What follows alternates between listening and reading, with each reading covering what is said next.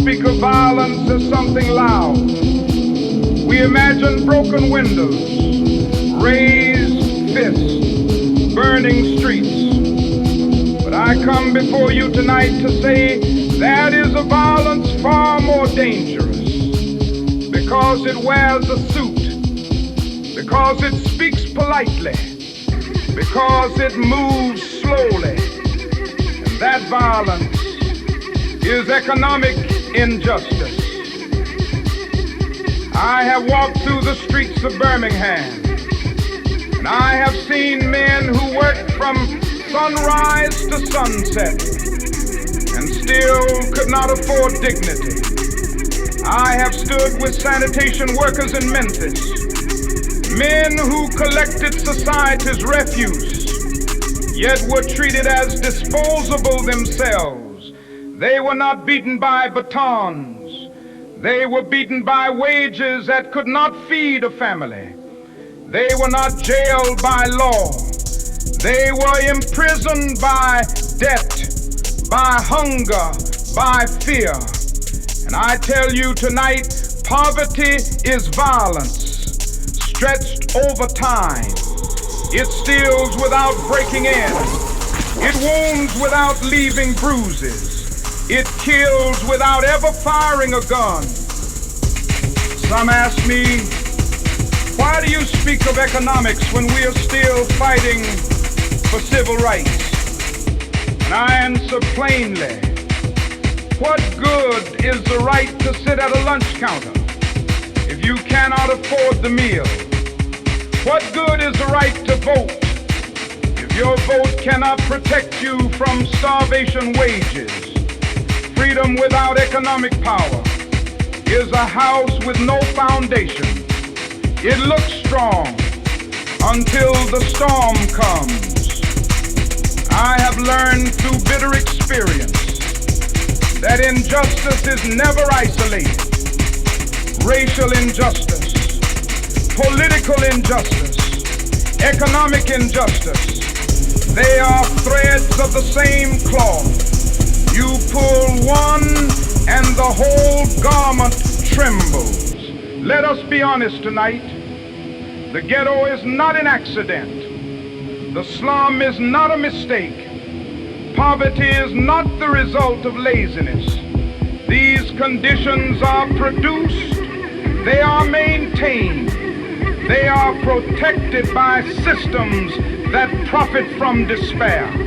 While we debate manners, while we ask for patience, while we are told to wait for a better time, children go to bed hungry, mothers choose between rent and medicine, fathers work 2 jobs and still feel like failures. This is violence, not sudden, not spectacular, but relentless. I have been told that speaking this way is dangerous, that it is divisive, that it makes people uncomfortable. But my brothers and sisters, truth has never been safe, and justice has never been convenient. If I remain silent about economic injustice, I betray the very people for whom the movement was born. Nonviolence does not mean indifference.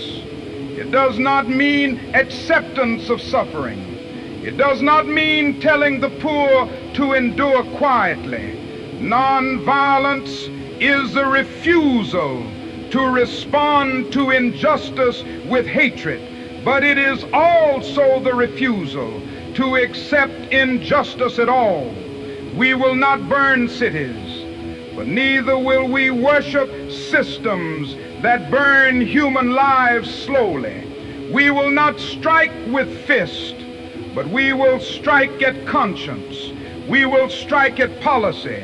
We will strike at structures that deny men and women the fruits of their own labor. And so I say to you tonight, a nation that can spend billions on war, but cannot spend billions to lift its poor, is approaching spiritual death, a society that measures success by profit but ignores suffering is building its future on sand. Justice is not charity. Fair wages are not favors. Dignity is not a gift to be earned. It is a right to be honored. We must organize. We must educate. We must pressure systems that have grown comfortable with inequality. And we must do it not with bitterness, not with hatred, but with an unshakable insistence that every human life is worth more than the price assigned to it. Economic injustice is violence in slow motion, and tonight we choose to stop the clock. Thank you.